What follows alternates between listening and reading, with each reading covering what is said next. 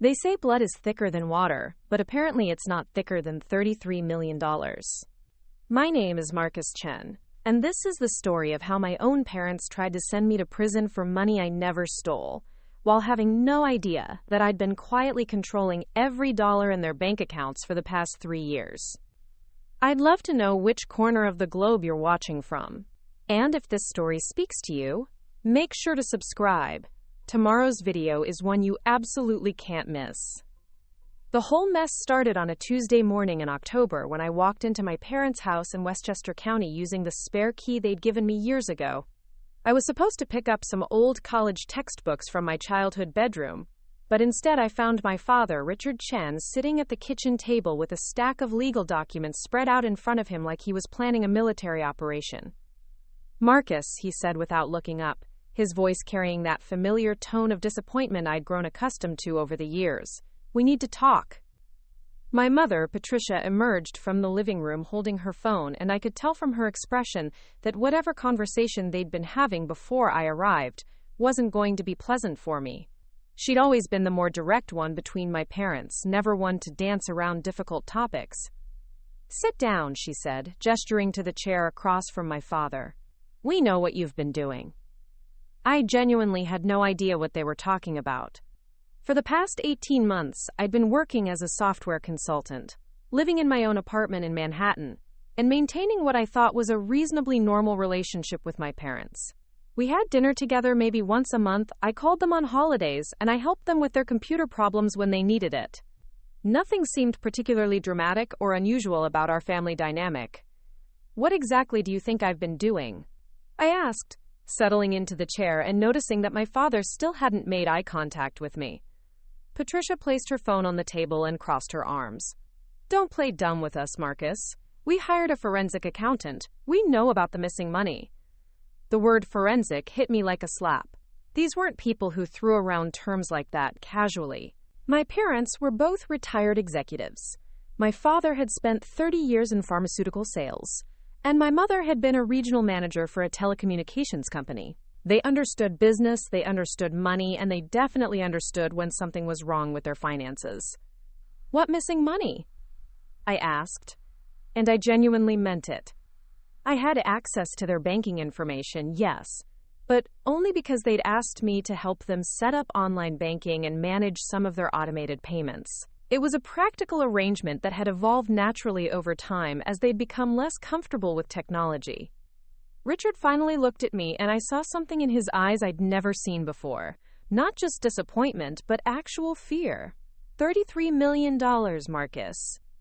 Over the past 2 years, $33 million has been systematically transferred out of various accounts we hold. The forensic accountant traced the digital footprints back to your computer. I felt like the air had been sucked out of the room. $33 million was an astronomical sum. Far more money than I'd ever imagined my parents had access to. I knew they were comfortable. They lived in a nice house, took annual vacations to Europe, and never seemed to worry about expenses. But $33 million suggested a level of wealth I'd never suspected.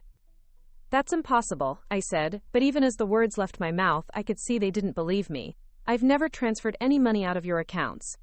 I've only ever made the payments you asked me to make. Utilities, insurance, that kind of thing." Patricia opened a folder and pulled out what looked like bank statements covered in highlighted sections. "These transfers happened on dates when you were the only person with access to our accounts. The IP addresses match your home internet connection. The authentication codes were sent to your email address."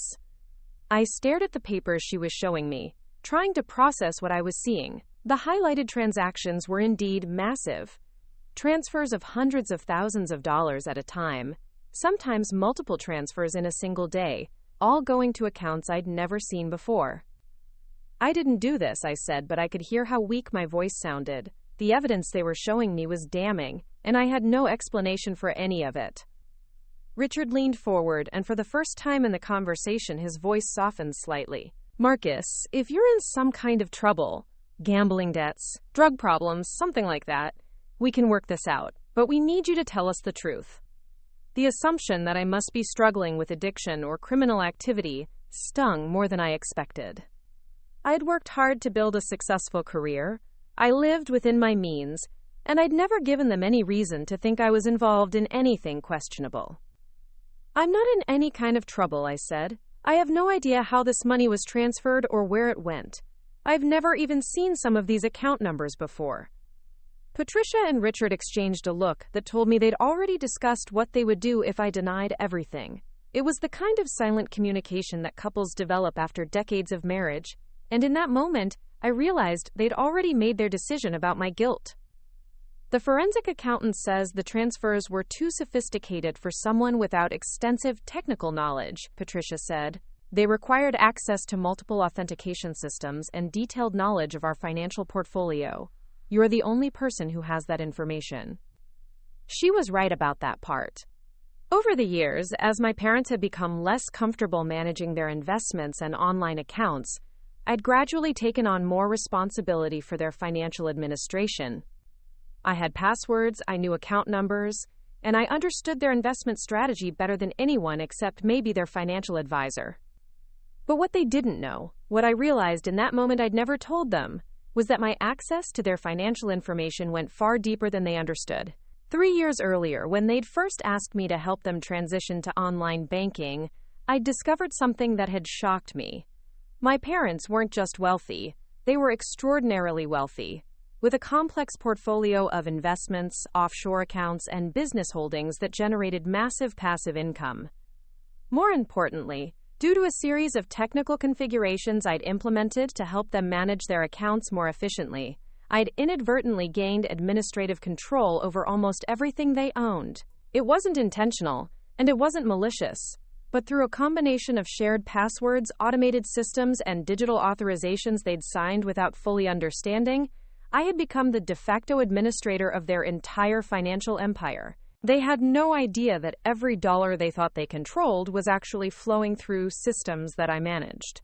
Every investment decision, every major purchase, every financial transaction, it all required my digital approval, even when they thought they were handling it themselves.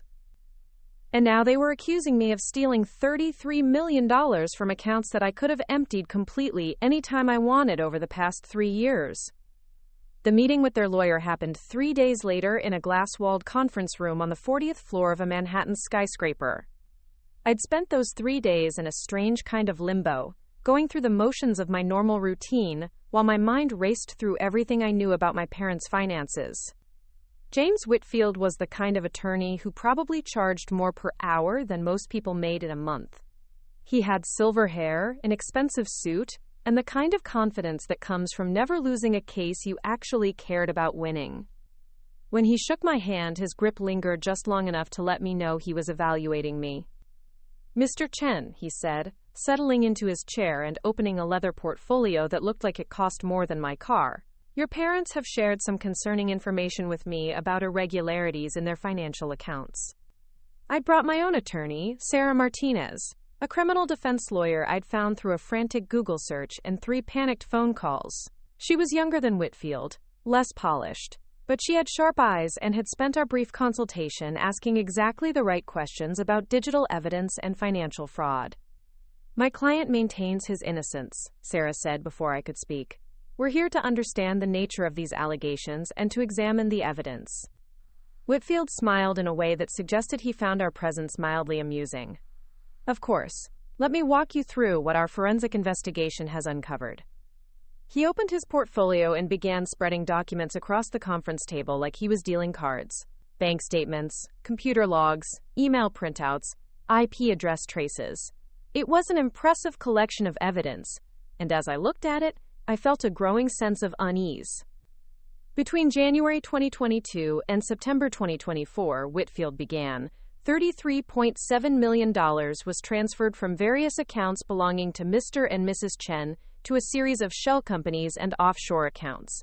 These transfers were executed using legitimate access credentials, but they were unauthorized by my clients.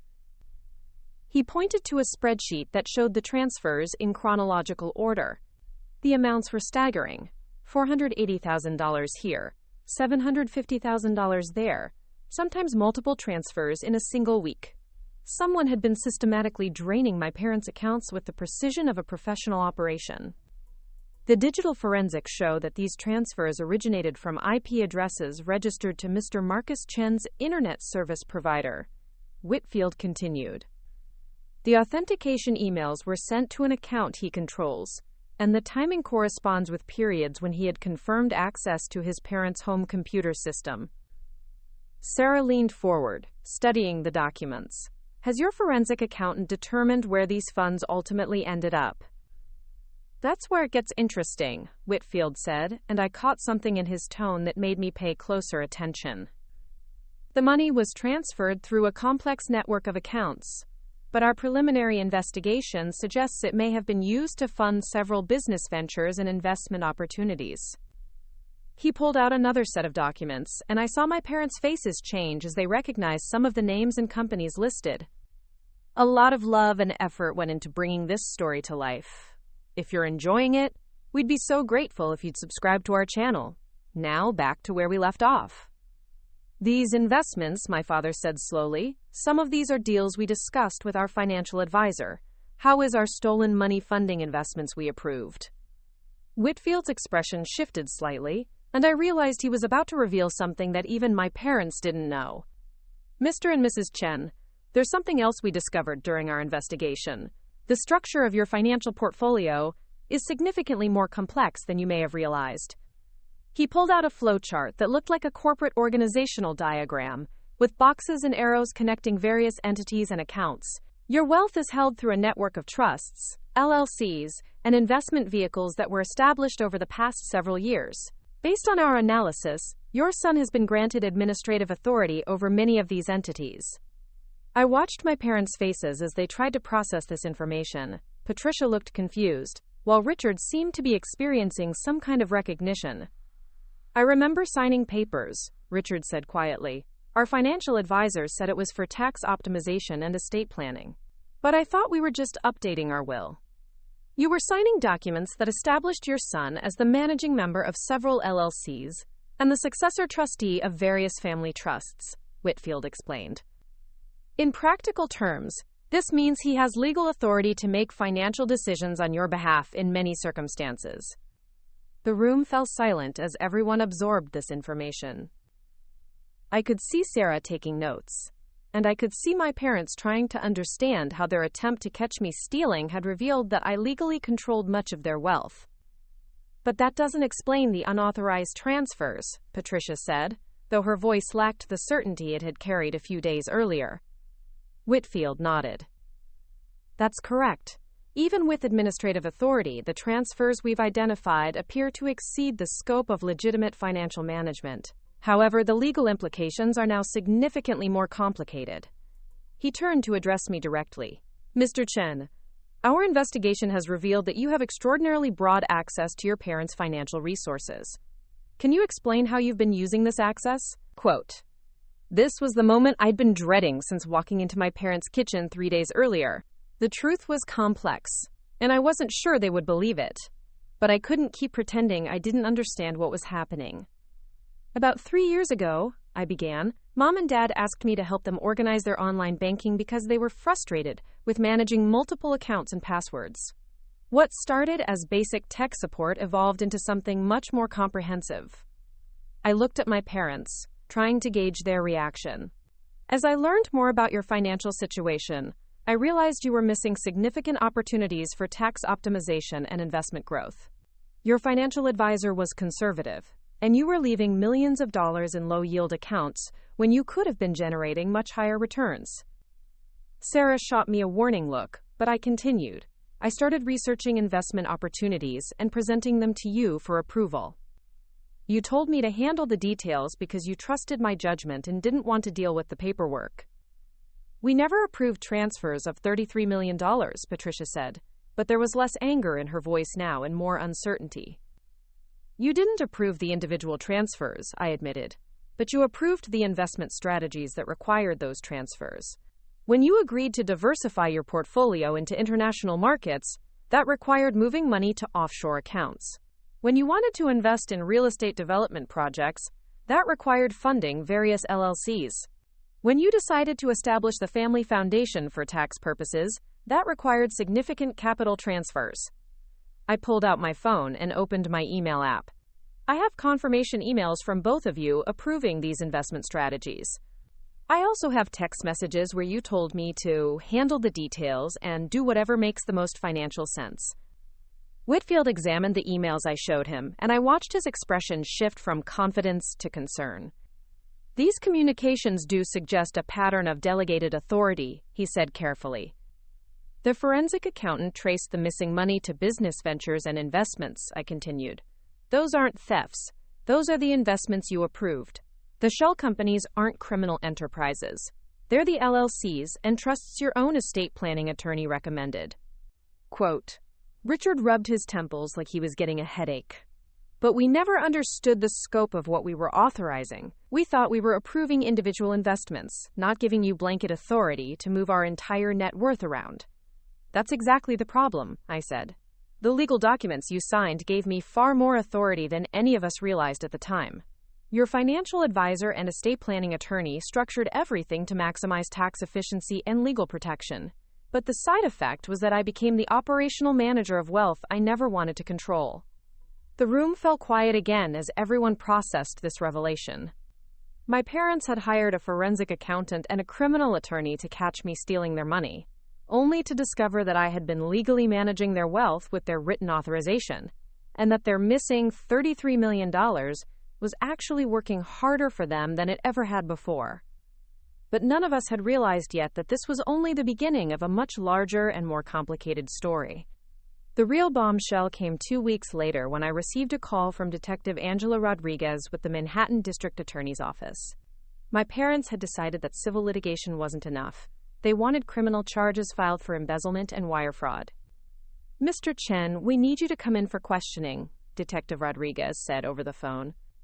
Her voice was professional, but carried an undertone that suggested this wasn't a request. You can bring an attorney if you'd like, but we have some questions about financial transactions that occurred under your supervision. I hung up and immediately called Sarah Martinez, who told me in no uncertain terms that I was not to speak with anyone from the DA's office without her present. 3 days later, I found myself in an interrogation room that looked exactly like every police procedural I'd ever watched on television. Fluorescent lights, metal table, two-way mirror, and the lingering smell of industrial disinfectant. Detective Rodriguez was younger than I'd expected, maybe mid-30s, with dark hair pulled back in a practical ponytail, and the kind of direct gaze that made you feel like she could see through whatever story you were planning to tell. Her partner, Detective Michael Thompson, was older and bulkier, the kind of guy who probably intimidated suspects just by sitting quietly in the corner. We've reviewed the forensic accounting report, Rodriguez began, opening a thick file folder. Your parents believe you've stolen over $30 million from them. That's a serious felony charge, Mr. Chen. We're talking about potential federal wire fraud, money laundering, and grand larceny charges that could put you in prison for 20 to 30 years. Sarah had warned me this would happen, that they'd start with the maximum possible charges to try to scare me into confessing or accepting a plea deal. But hearing the actual numbers made my stomach drop. My client has provided documentation showing that he had legal authority to manage his parents' financial accounts, Sarah said calmly. Any transactions he made were within the scope of that authority and were done with their knowledge and approval. Rodriguez smiled, but it wasn't friendly. That's interesting, because we've been doing our own investigation, and we've found some things that don't quite match up with that story. She pulled out a series of bank statements and computer printouts that I recognized as coming from my parents' accounts, but these had different information highlighted than what I'd seen in the lawyer's office. These transfers, Rodriguez said, pointing to specific entries, they happened at times when your parents were out of the country. They were on vacation in Italy for 3 weeks in July 2023, and during that time, you transferred $4.7 million to accounts they knew nothing about. I felt Sarah shift slightly in her chair next to me, and I knew this was information we hadn't seen before. You also made several large transfers on weekends and holidays, Rodriguez continued, times when most financial advisors and investment managers wouldn't be conducting business. That suggests you were deliberately waiting for times when your parents couldn't easily verify or stop these transactions. Thompson leaned forward for the first time since we'd sat down. Here's what we think happened, Marcus. You started out legitimately helping your parents with their finances, but somewhere along the way, you realized how much money they actually had, and you got greedy. You figured out how to exploit their trust and their lack of technical knowledge to systematically drain their accounts. That's not what happened, I said, but I could hear the defensive tone in my own voice. Then explain this, Rodriguez said, pulling out another document. We found evidence that you established several business entities without your parents' knowledge. LLCs, investment partnerships, consulting companies. You've been funneling their money through these entities and then using it for your own purposes. I stared at the document she was showing me. It was a corporate filing for something called Chen Strategic Investments LLC, and according to the paperwork, I was listed as the managing member. The problem was, I had no memory of creating this company. I've never seen this before, I said honestly. Rodriguez raised an eyebrow. Really? Because your signature is on the filing documents, and the registered address is your apartment. Sarah asked to examine the documents, and I watched her face as she studied them. I could tell she was seeing something that concerned her, but she kept her expression neutral. We'd like to request copies of all these documents for our own review, Sarah said. Of course, Rodriguez replied. But here's the thing, Mr. Chen. We've been investigating financial fraud cases for years, and this has all the hallmarks of a sophisticated embezzlement scheme. The complex business structures, the offshore accounts, the timing of the transfers. It's textbook financial crime. What she said next made my blood run cold. We've also discovered that you've been living well beyond what your reported income would support. You're paying rent on a Manhattan apartment that costs $8,000 a month. You've taken several expensive international vacations. And you've made purchases that total well over $200,000 in the past year alone. I felt like I was drowning. Everything she was saying sounded damning, but there were explanations for all of it that had nothing to do with stealing from my parents. My apartment rent is partially covered by my consulting business, I began, but Rodriguez cut me off. Your consulting business that, according to our investigation, has only had 3 clients in the past 2 years and generated less than $60,000 in revenue? That consulting business? She was right, and I knew how that looked. The truth was that my consulting work had been deliberately limited because I'd been spending most of my time managing my parents' investments, which I'd treated as unpaid family assistance rather than billable work. The vacations you mentioned, I continued, trying to explain, those were family trips that my parents paid for. They wanted me to join them, and they covered the expenses. We'll be verifying those claims, Thompson said. But right now, the evidence suggests you've been using your parents' money to fund a lifestyle they never approved. Rodriguez leaned back in her chair and studied me for a moment. Here's what I think, Marcus. I think you started out trying to help your parents, but somewhere along the way, you realized you could help yourself to their money without them noticing. I think you got sophisticated about hiding it, creating these business entities and complex financial structures to make it look legitimate. And I think you got careless, because you never expected them to hire a forensic accountant. The accusation hung in the air between us, and I realized that from the outside, everything they were describing probably did look like a carefully planned embezzlement scheme. The complex business structures, the offshore accounts, the large transfers during times when my parents couldn't easily monitor them, it all painted a picture of deliberate criminal activity. But what the detectives didn't understand, what even Sarah didn't fully grasp yet, was that the real story was far more complicated and far more disturbing than simple theft. Detective Rodriguez, I said, making a decision that Sarah would probably advise against. I think there's been a fundamental misunderstanding about what's been happening with my parents' money. Sarah shot me a warning look, but I continued anyway. You're right that I've been managing complex financial structures and moving large amounts of money. You're right that I've been doing it at times when my parents couldn't easily monitor the transactions. And you're right that I've been benefiting financially from these arrangements. Rodriguez and Thompson exchanged glances, probably thinking I was about to confess. But what you don't understand is that none of this was my idea. I didn't create these business structures to hide theft. I created them because that's what my parents' financial advisors told me to do. I didn't time the transfers to avoid detection. I timed them to take advantage of market opportunities and regulatory deadlines. I took a deep breath, knowing that what I was about to say would change everything. And I haven't been stealing my parents' money to fund my lifestyle. I've been using their money to generate returns that have made them significantly wealthier than they were 3 years ago. The $33 million you think I stole? It's grown to over $48 million, and it's all still in accounts that my parents ultimately control. The room went completely silent. Rodriguez stared at me like I'd just claimed to be an alien from outer space. You're telling us that you took $33 million without permission, invested it without authorization, and somehow that's not theft because you made a profit? I'm telling you that the situation is a lot more complicated than anyone realizes, I said. And I think it's time everyone understood what's really been going on. The emergency family meeting happened at my parents' house the next evening. This time, it wasn't just my parents and their lawyer. They'd also invited David Kellerman, their longtime financial advisor, and Helen Zhao, the estate planning attorney who had drawn up all those legal documents 3 years earlier. I arrived with Sarah and a banker's box full of financial records that I'd spent the previous night organizing. If I was going to prove that I hadn't stolen anything, I needed to show them exactly where every dollar had gone and how much it had grown. Before anyone says anything, I announced as I set the box on the dining room table, I want everyone to look at these account statements. I pulled out a folder labeled Current Balances and spread the papers across the table. The numbers were impressive, even to me. Investment accounts showing balances that were significantly higher than they'd been 3 years earlier, real estate holdings that had appreciated substantially, and business ventures that were generating steady monthly income.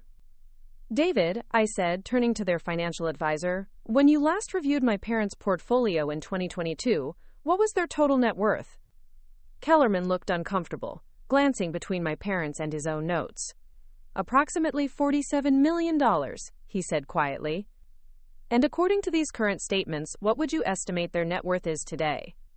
He studied the documents I'd spread out, and I watched his expression change as he processed the numbers. Based on what I'm seeing here, somewhere in the range of $68 to $70 million. The room fell silent as everyone absorbed this information. My parents looked shocked, Whitfield looked confused, and Helen Zhao was frantically taking notes. So let me understand this correctly, Patricia said slowly. You're saying that the $33 million you moved around, it actually made us richer? That's exactly what I'm saying, I replied. But more importantly, I'm saying that none of this money was ever actually moved without your authorization. You just didn't understand what you were authorizing. I turned to Helen Zhao, the estate planning attorney. Helen, when you set up the family trust structure 3 years ago, what authority did you give me as successor trustee? Helen looked uncomfortable, clearly wishing she was anywhere else. The trust documents grant the successor trustee broad discretionary authority over investment decisions, asset allocation, and financial management, she said carefully. And when my parents signed those documents, did you explain to them that this meant I could move money between accounts, establish business entities, and make investment decisions without getting their approval for each individual transaction? Helen's silence was enough. I remember you telling us it was standard estate planning language, Richard said, his voice carrying a note of accusation. You said it was boilerplate stuff that would help with taxes. It is standard language, Helen replied defensively. But perhaps I could have been more explicit about the practical implications. Sarah leaned forward, sensing an opportunity. So you're saying that Marcus had legal authority to make all these financial decisions? Based on the trust documents, yes, Helen admitted reluctantly. Whitfield, my parents' lawyer, was clearly struggling to adjust his strategy. But even with legal authority, there's still the question of whether his actions were in his parents' best interests or his own. This was the moment I'd been preparing for. I pulled out another folder, this one labeled Personal Finances, and handed copies to everyone at the table. These are my personal bank statements, tax returns, and financial records for the past 3 years, I said. If I was stealing money from my parents, you'd expect to see evidence of that in my personal finances, right? Detective Rodriguez had been right about one thing. I had been living beyond what my consulting income would normally support. But she'd been wrong about where the money was coming from. You'll notice that I receive monthly payments from several of the business entities that were established using my parents' money, I continued. But these aren't theft. These are management fees that I charge for overseeing their investments. David Kellerman looked up from the statements he was reviewing. These management fees, they're actually quite reasonable compared to what institutional investment managers charge for this level of service. How reasonable? Patricia asked. Most wealth management firms charge between 1% and 2% annually for managing portfolios of this size, Kellerman explained. Marcus has been charging approximately 0.5%, and only on the profits generated, not on the total assets under management. I could see my parents processing this information, trying to reconcile their image of me as a thief with the reality that I'd been working as their unpaid investment manager for 3 years and charging them less than half of what a professional would have charged. But you never told us you were charging fees, Richard said. I tried to discuss compensation with you several times, I replied. Every time I brought it up, you told me we were family and we'd figure it out later. The fee structure I implemented is documented in the LLC operating agreements that you both signed. Helen Zhao was flipping through her copies of the documents, clearly trying to refresh her memory about what her own legal work had created. The operating agreements do specify management compensation, she confirmed. It's tied to performance benchmarks and profit generation. Whitfield was looking increasingly frustrated. Even if the fees are legitimate, there's still the question of disclosure and transparency. Marcus's parents hired a forensic accountant because they had no idea what was happening with their money. This was the heart of the problem, and I knew it. I'd been so focused on generating returns and optimizing their financial position that I'd failed to keep them properly informed about what I was doing. You're absolutely right, I admitted. I should have been providing regular reports and updates. I should have explained each investment decision and gotten explicit approval for major moves. I treated this like I was managing my own money instead of remembering that I was a fiduciary responsible to you. But why didn't you tell us? Patricia asked, and for the first time since this whole mess started, I heard genuine hurt in her voice instead of anger. Why did we have to hire investigators to find out that you'd made us $20 million richer? Quote, the question hit me harder than I'd expected. Because I was afraid you'd tell me to stop, I said honestly. Your financial advisor was keeping your money in conservative investments that were barely keeping pace with inflation. I could see opportunities to do so much better, but I knew you'd be nervous about the risks involved. I looked around the table at all these adults who were supposed to be experts in their various fields, lawyers, financial advisors, estate planners, and realized that none of them had understood the system they'd created any better than my parents had. The truth is, I got caught up in the challenge of it, I continued. I started seeing your portfolio like a puzzle to solve, and I got so focused on optimizing returns that I forgot about the human element. I forgot that it wasn't my money to experiment with, even if I was successful. David Kellerman cleared his throat. Marcus, some of these investments, how did you even identify these opportunities? I've been managing portfolios for 20 years, and I've never heard of some of these ventures. This was where things got even more complicated. I've been using artificial intelligence and machine learning algorithms to analyze market trends and identify investment opportunities, I said. I developed some custom software that processes financial data much faster and more comprehensively than traditional analysis methods. The room went quiet again as everyone tried to process this new information. You built software to manage our money? Richard asked. I built software to identify opportunities and assess risks, I corrected. All the actual investment decisions were still made by me, but I had access to much better data analysis than most investment managers. Sarah was taking notes furiously, clearly realizing that this information could be crucial for defending against criminal charges. Is this software something that other people use? She asked. Not yet, I replied. It's proprietary technology that I developed specifically for managing your parents' portfolio. But I've been considering commercializing it. Whitfield leaned back in his chair, and I could see him recalculating his entire approach to this case. So you're telling us that you used experimental technology to manage $60+ million without telling your parents what you were doing? Quote, I'm telling you that I used every tool at my disposal to generate the best possible returns for my parents' money, I said. And it worked better than anyone expected. But even as I said it, I knew that success didn't excuse the lack of transparency or communication. I'd made my parents $20 million richer, but I'd also violated their trust by doing it in secret. And we still hadn't addressed the biggest question of all. If everything I'd done was legal and profitable, why were my parents so convinced that I'd stolen from them? The answer to that question came from an unexpected source 3 days later. I was at my apartment, trying to work on a consulting project and failing miserably because I couldn't concentrate, when my phone rang. The caller ID showed a number I didn't recognize with a 305 area code, Miami. Is this Marcus Chen? The voice was unfamiliar, older, with a slight accent I couldn't place. Yes, who is this? My name is Roberto Valdez. I'm calling about your parents' financial situation. I think we need to talk. Every alarm bell in my head started ringing. I'm sorry, but I don't know who you are, and I'm not discussing my family's finances with strangers. Mr. Chen, I'm the person who's been receiving the money your parents think you stole. I nearly dropped the phone. What did you just say? I said I'm the person who has been receiving transfers from your parents' accounts. Large transfers. And I think someone has been using both of our names without our knowledge. I sat down heavily on my couch, trying to process what I was hearing. Are you saying someone else has been stealing from my parents and making it look like I did it? I'm saying that for the past 18 months, I've been receiving wire transfers totaling several $millions from accounts that I now understand belong to your family. The transfers came with documentation saying they were investments in my real estate development company. But I never solicited these investments, and I don't know how your family got my information. This was impossible. The forensic accountant had traced the money directly to accounts that I controlled.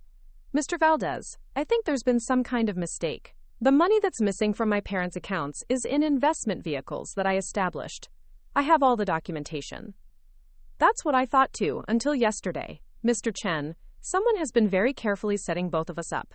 They've been moving money out of your parents' accounts, making it look like you authorized the transfers, and then funneling that money to me in a way that makes it look like I'm part of some kind of investment scheme with your family.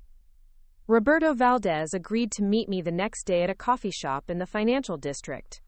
He was a stocky man in his 50s with graying hair and the kind of weathered hands that suggested he actually worked in construction, not just financed it. He brought a briefcase full of documents that told a story I wasn't prepared for. This started about 2 years ago, he explained, spreading bank statements across our small table. I started receiving wire transfers from something called Chen Family Investments LLC. The transfers came with official-looking documents saying your parents had decided to invest in my company's projects in South Florida. I examined the documents he showed me. They looked legitimate. Professional letterhead, detailed investment proposals, even what appeared to be my digital signature on several authorization forms. The problem is, Roberto continued, I never met your parents. I never solicited their investment. And while I was happy to accept the money, I kept wondering how they'd found out about my small construction company in Miami.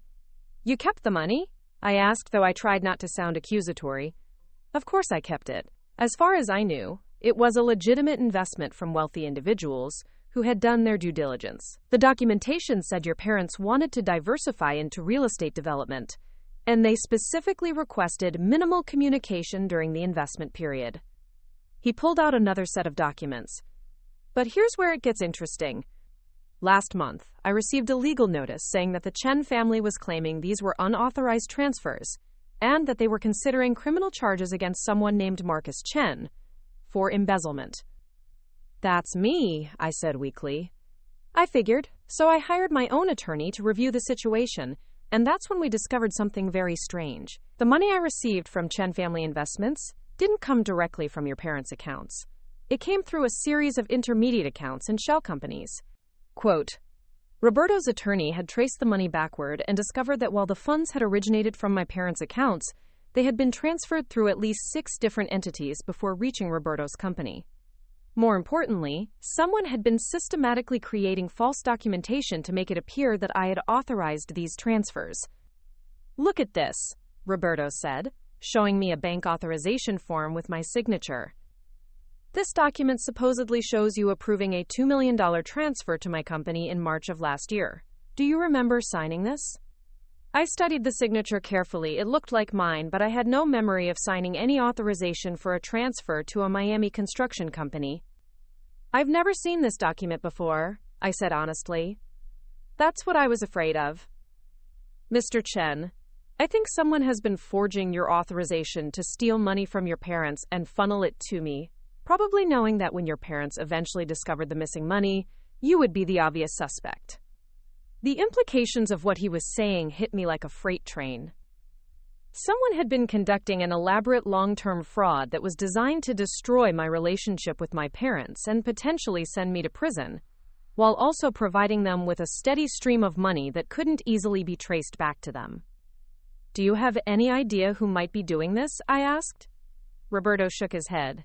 "That's the million-dollar question. Whoever it is has detailed knowledge of your family's financial situation, access to your personal information, and sophisticated technical skills. They've been planning this for years." I thought about everyone who had access to my parents' financial information. Their lawyer, their financial advisor, their estate planning attorney, the forensic accountant they'd hired, even some of the staff at their bank. The list was longer than I'd initially realized. "There's something else," Roberto said, lowering his voice. "My attorney did some additional research, and we found evidence that similar schemes have been run on other wealthy families. Someone has been targeting families where adult children help manage their parents' finances, creating fake investment opportunities, and then disappearing with the money, while the families tear themselves apart with accusations." "How many other families?"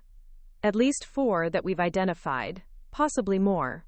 In each case, the pattern is the same: missing money, forged authorizations, adult children who get blamed for theft, and the real perpetrator who vanishes with millions of dollars." I felt sick.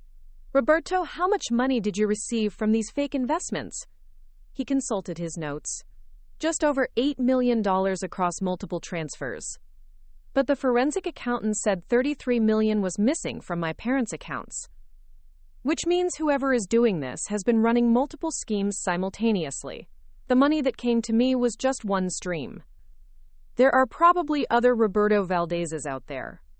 Other small business owners who received money they thought was legitimate investment, but was actually stolen from families like yours." We sat in silence for a moment as I tried to process the enormity of what we'd discovered. Not only was I innocent of stealing from my parents, but I was actually a victim of an elaborate fraud that had been designed to destroy my family from the inside. "Mr. Chen," Roberto said finally, "I think we need to go to the authorities together. I'm willing to return every dollar I received if it will help catch whoever is really behind this." "The authorities think I'm the one behind this," I pointed out. "Then we need to prove them wrong, and we need to do it before whoever is really responsible disappears with the rest of your parents' money." As we prepared to leave the coffee shop, Roberto handed me one final document. "There's one more thing you should know. According to my attorney's research, the person running this scheme has been gradually escalating their activities. The first family they targeted lost about $5 million. The second family lost $12 million. Your family is the fourth that we know about. What happened to the other families?" Roberto's expression was grim. "The first family ended up in a bitter legal battle that destroyed their relationships permanently. The second family's son was convicted of embezzlement and served 3 years in prison before new evidence cleared him. The third family..." He paused. "The third family's daughter committed suicide before her trial started." I stared at him, feeling the blood drain from my face. "Mr. Chen, I think whoever is doing this isn't just stealing money. I think they're deliberately destroying families. And I think your family is next on their list." Quote.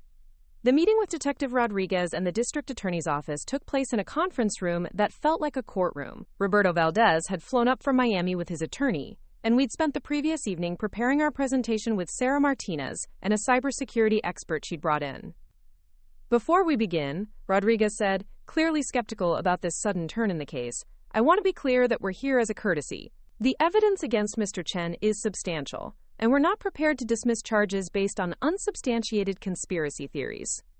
Roberto's attorney, a sharp-dressed woman named Lisa Fernandez, opened her briefcase and began distributing copies of documents we'd prepared. "Detective Rodriguez, what we're about to show you isn't a theory. It's a documented pattern of criminal activity that spans multiple states and has victimized at least 6 families over the past 4 years." The cybersecurity expert, a soft-spoken man named Alex Kim, connected his laptop to the room's projection system. We've been able to trace the digital fingerprints of whoever has been conducting these fraudulent transfers. The person responsible has been using sophisticated techniques to spoof authorization codes, forge digital signatures, and create fake business entities. On the screen, Alex displayed a network diagram that looked like something from a spy thriller. Dozens of interconnected accounts, shell companies, and financial entities spread across multiple countries. This individual has been running what we call a long con, Alex explained. They identify wealthy families where adult children help manage finances, then spend months or years gaining access to their financial systems and personal information. Detective Rodriguez leaned forward, studying the diagram. How exactly do they gain access? Multiple methods, Alex replied. Sometimes they hack into financial advisors' computer systems. Sometimes they pose as legitimate service providers, IT consultants, accountants, legal assistants. In the Chen family's case, we believe the perpetrator gained access through their estate planning attorney's office.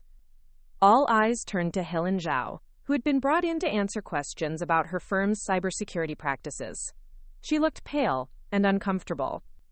We did experience a data breach about 3 years ago, Helen admitted, reluctantly. Someone gained access to our client database through a phishing email that one of our paralegals clicked on. We thought we'd contained the breach and notified affected clients, but you didn't realize that the breach gave someone access to detailed financial information about your clients, Lisa Fernandez finished, including the Chen family's trust documents, account numbers, and Marcus's digital signature. The assistant district attorney, a stern-looking woman named Catherine Walsh, had been silent throughout the presentation, but now she spoke up. Even if someone else had access to this information, that doesn't explain how they were able to execute transfers that required Marcus's authorization. This was the moment Alex had been building toward. That's where the technical sophistication comes in. Once they had access to Marcus's digital signature and personal information, they were able to create what we call ghost authorizations, documents that appear to be legitimately signed by Marcus, but were actually generated using artificial intelligence. He pulled up several side-by-side comparisons of my real signature versus the forged versions. The forgeries are nearly perfect, but our analysis shows subtle differences in pen pressure, timing, and stroke patterns that indicate they were generated by software rather than written by hand. Roberto leaned forward. The transfers I received all came with these ghost authorizations. At the time, I had no reason to question their authenticity, but now that we know what to look for, the patterns are obvious. Rodriguez was taking notes furiously. How many families has this person targeted? Lisa Fernandez consulted her files. We've identified 6 confirmed cases and 3 possible cases. The total amount stolen is approximately $140 million. The room fell silent as everyone processed this number. Where is the money now? Walsh asked. That's the sophisticated part, Alex replied. The perpetrator has been converting the stolen funds into cryptocurrency, precious metals, and international real estate holdings that are extremely difficult to trace or recover. They've essentially created a financial disappearing act. Rodriguez looked at me directly for the first time since we'd started the presentation. Marcus, if all this is true, why didn't you notice that money was being stolen from accounts you were managing? Quote, it was a fair question, and one I'd been struggling with myself. Because whoever was doing this was careful to steal money from accounts that I wasn't actively monitoring on a daily basis, I replied. My parents have dozens of investment accounts, trust funds, and business entities. I was focused on optimizing their primary investment portfolio, but I wasn't tracking every individual account balance. Also, Alex added, the thefts were structured to look like legitimate transfers that Marcus had authorized. The perpetrator was essentially hiding in plain sight by making their criminal activity look like normal financial management. Walsh had been reviewing the documents we'd provided, and now she looked up with a question that I'd been dreading. If Marcus wasn't stealing money, how do we explain his lifestyle changes? The expensive apartment, the vacations, the purchases that exceeded his reported income. Sarah had prepared me for this question. As we documented in our previous meeting, Marcus was charging legitimate management fees for overseeing his parents' investments. These fees were disclosed in the legal documents his parents signed, and they were actually below market rates for this level of financial management. But, I added, there's something else. When I was optimizing my parents' investment portfolio, I was also making some investments of my own, using the same analysis techniques. I used my own money I'd saved from consulting work and previous investments, but I was applying the same artificial intelligence tools that I'd developed for managing their portfolio. Roberto nodded. That's actually how we figured out that Marcus was innocent. When my attorney investigated his personal finances, we found that his investment returns were consistent with someone who had access to sophisticated analysis tools, not someone who was living off stolen money. Detective Rodriguez closed her notebook and leaned back in her chair. Assuming everything you've presented is accurate, do we have any leads on who is actually responsible for these thefts? Alex and Lisa exchanged glances. We have some theories, Alex said carefully. Based on the technical sophistication required and the detailed knowledge of estate planning law, we believe the perpetrator is either a financial services professional or someone with extensive experience in that industry. We've also identified some patterns in how the targets were selected, Lisa added. All of the affected families used the same cybersecurity firm for their financial advisors' computer systems. We think someone within that firm has been identifying potential targets and gathering the information needed to conduct these frauds. Walsh stood up, signaling that the meeting was coming to an end. We'll need to review all of this evidence with our cybercrime unit and coordinate with federal authorities, since this appears to involve wire fraud across state lines. She turned to me directly. Mr. Chen, while we're not prepared to dismiss charges immediately, we're willing to postpone prosecution pending the outcome of this investigation. You'll need to remain available and continue cooperating with law enforcement. As everyone began packing up their materials, Rodriguez approached me. Marcus, I have to ask, how are things with your parents? This kind of situation can destroy families even when the truth comes out. It was a question I'd been avoiding thinking about. Honestly, I don't know. We haven't spoken since that meeting at their house. I think they're still processing everything. You might want to consider family counseling, she suggested. Even when people are proven innocent, the damage from false accusations can be permanent if it's not addressed properly. 3 weeks later, I got a call from my father. The FBI had arrested someone named Kenneth Morrison, a senior systems administrator at the cybersecurity firm that had been managing computer systems for financial advisors across the country. Morrison had been using his access to identify wealthy families, steal their personal information, and conduct sophisticated financial frauds for over 5 years. The FBI recovered most of the money, my father told me over the phone.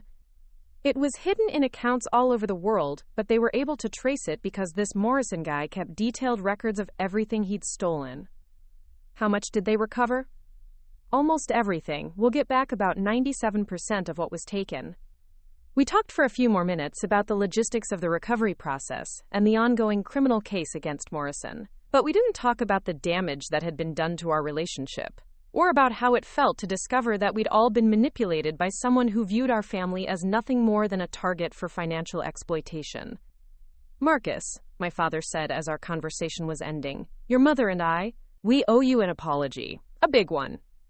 Dad, you don't need to. Yes, we do. We accused you of stealing from us when you'd actually been working to make us wealthier. We were ready to send you to prison because we didn't understand what you were doing for us. That's not something you just move past.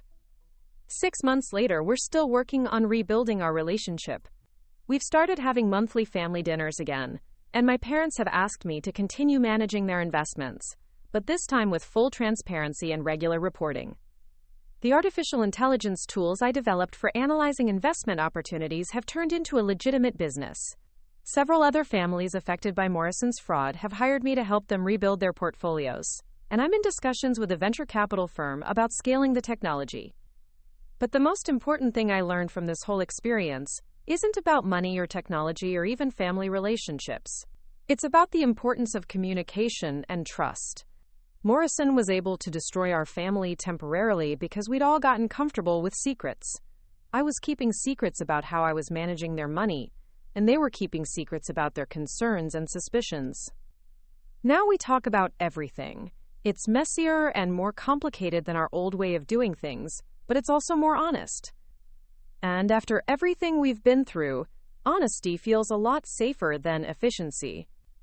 The criminal case against Kenneth Morrison is still ongoing, but the FBI believes he's responsible for stealing over $200 million from families across the country.